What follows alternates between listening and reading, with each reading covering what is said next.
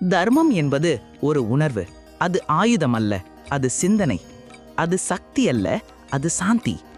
ஸ்ரீராமனின் வாழ்க்கை நமக்கு வழிகாட்டும் தீபம்.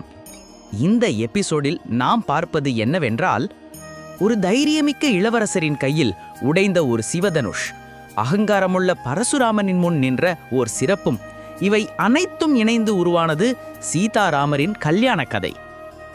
இந்த அற்புதமான பயணத்தை தவறவிடாதீர்கள். உடனே இந்த சேனலை சப்ஸ்கிரைப் செய்யுங்கள்.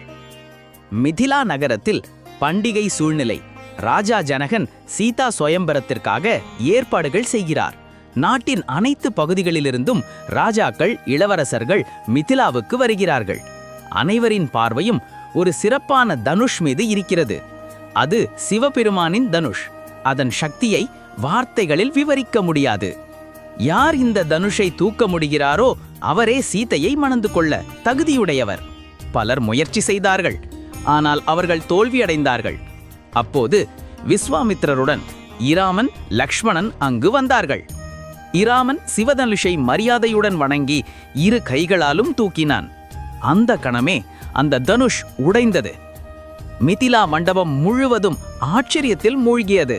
ராஜா ஜனகன் மகிழ்ச்சியுடன் தனது மகள் சீதையை இராமனுக்கு வரமளித்தார். பின்பு பரதன், சத்ருக்னன், லக்ஷ்மணனும் மிதிலா அரசு குடும்பத்தினர் பெண்களுடன் திருமணம் செய்து கொண்டார்கள். பின்பு அவர்கள் அயோத்தியாவிற்கு திரும்பும் பயணத்தை தொடங்கினர். வழியில் ஒரு மகாமுனிவர் பரசுராமர் எதிரே வந்தார்.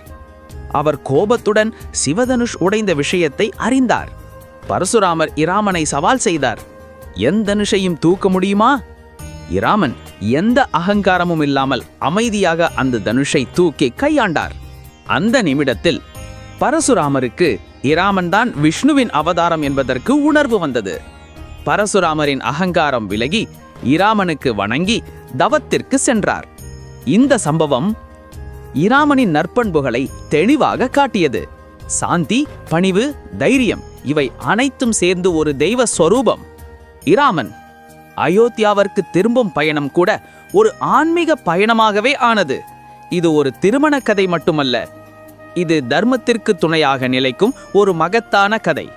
சீதாராமர் கல்யாணம் பக்தர்களின் மனங்களில் நிலைத்திருக்கும் ஒரு புனித நிகழ்வு. இராமனின் தைரியம், பணிவு, சீதா மாதாவின் ஆசிர்வாதம், இவை அனைத்தும் சேர்ந்து தர்மம் எவ்வாறு நிலைத்து நிற்கிறது என்பதை காட்டுகின்றன. இது ஒரு கதை அல்ல, இது ஒரு உயிர்த்த சக்தி. இந்த எபிசோட் உங்களை தொட்டதா? இராமன் காட்டிய தைரியமும் பரசுராமரின் பணிவும் உங்கள் மனதை நெகிழ்ச்சி செய்ததா? மேலும் அற்புதமான நிகழ்வுகள், தெய்வீக கதைகள் விரைவில் வர இருக்கின்றன. அதனால் இந்த வீடியோவை லைக் செய்யுங்கள். உங்கள் கருத்துக்களை கமெண்ட்டுகளில் எழுதுங்கள். எங்கள் சேனலை சப்ஸ்கிரைப் செய்யுங்கள். தர்மம் செல்கின்ற பாதையில் நாம் அனைவரும் சேர்ந்து பயணிப்போம்.